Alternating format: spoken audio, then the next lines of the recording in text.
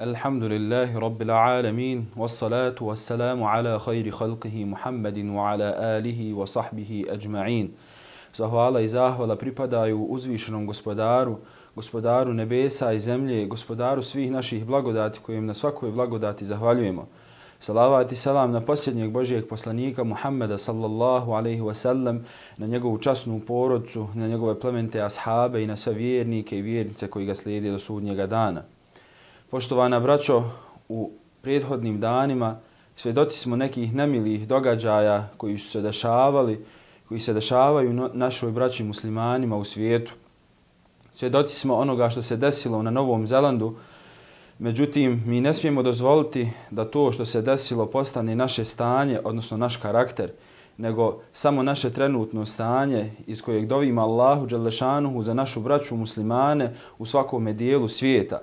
Međutim, iz tog našeg trenutnog stanja mi trebamo da gradimo naš karakter koji će biti gradnja naše države, pomaganje naših mladih, pomaganje naših džemata i jačanje svijesti o našem nacionalnom i vjerskom identitetu. U ovim proteklim danima također svjedoci smo presude vođi onih koji su htjeli da nas nema.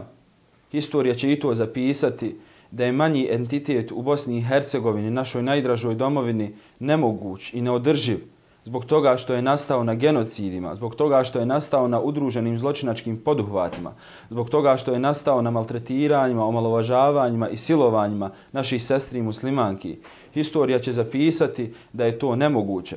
Međutim, iz tog stanja mi trebamo da izvučemo naš karakter, da nikada ne dozvolimo da do toga dođe, da drugi naši neprijatelji pomisle na to.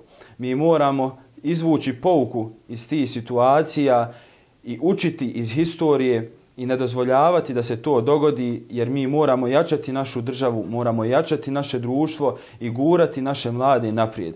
Jačati naš sistem obrazovanja i sve ono što će nam pomoći da u budućnosti živimo Allahu u vjeru slobodno i da živimo sunnet Rasulullaha sallallahu alaihi wasallam. Danas se svaki umno zdrav čovjek pita kako je to moguće da ljudi u jednom danu ubiju toliki broj ljudi.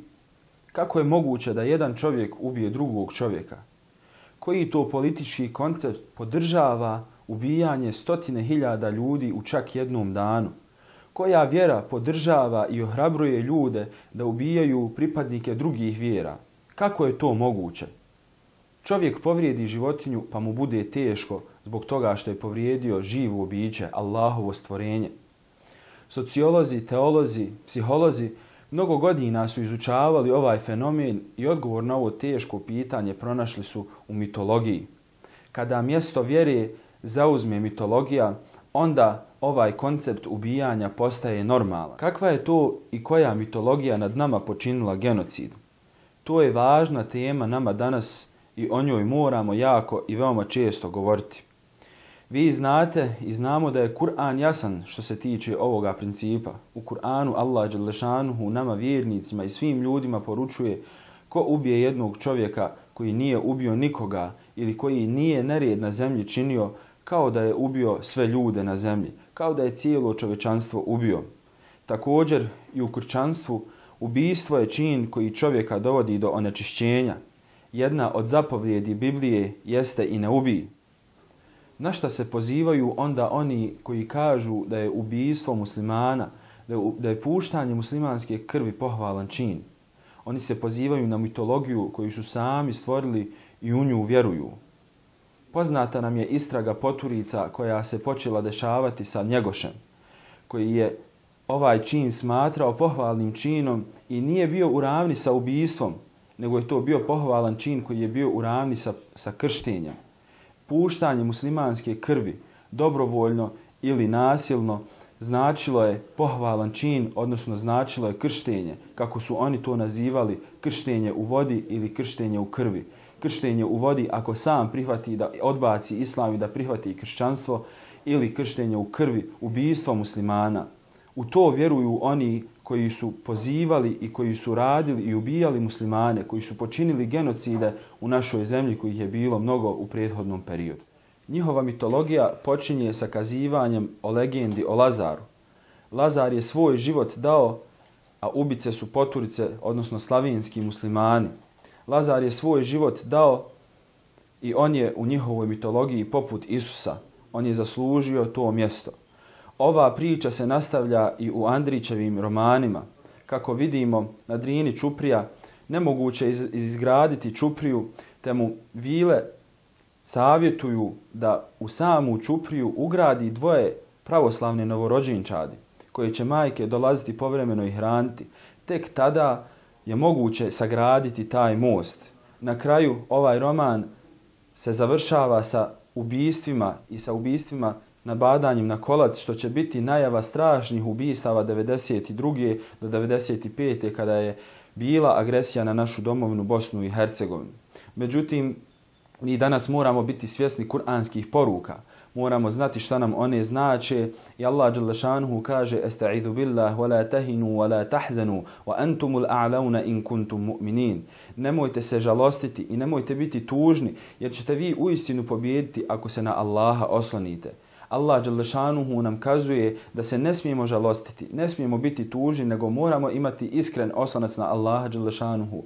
Moramo se prihvatiti Allahove dželle šanuhu knjige i sunneta Rasulullaha sallallahu alejhi ve sellem, učiti iz naše historije, odgajati našu djecu, učiti o onome što se dešavalo našim očevima i našim dedama, šta su oni preživljavali kako bi oni znali i ne bi dozvolili da se to ponovo desi našim budućim generacijama.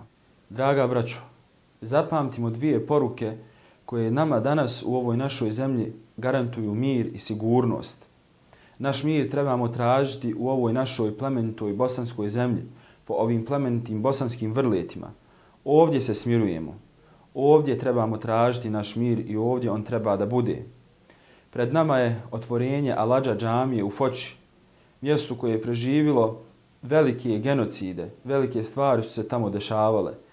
Ta mjesta su bitna za nas. Ta mjesta i tamošnji muslimane moramo posjećivati. Moramo tražiti mir sa njima.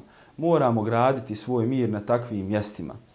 To je važan dan za nas jer džamije širom Bosne i Hercegovine i ezani u Bosni i Hercegovini su nam garant mira i smirenosti. U ovoj zemlji, u našoj Bosni i Hercegovini je naša snaga. Iz ove zemlje crpimo snagu. Naš koncept jeste korištenje resursa ove zemlje.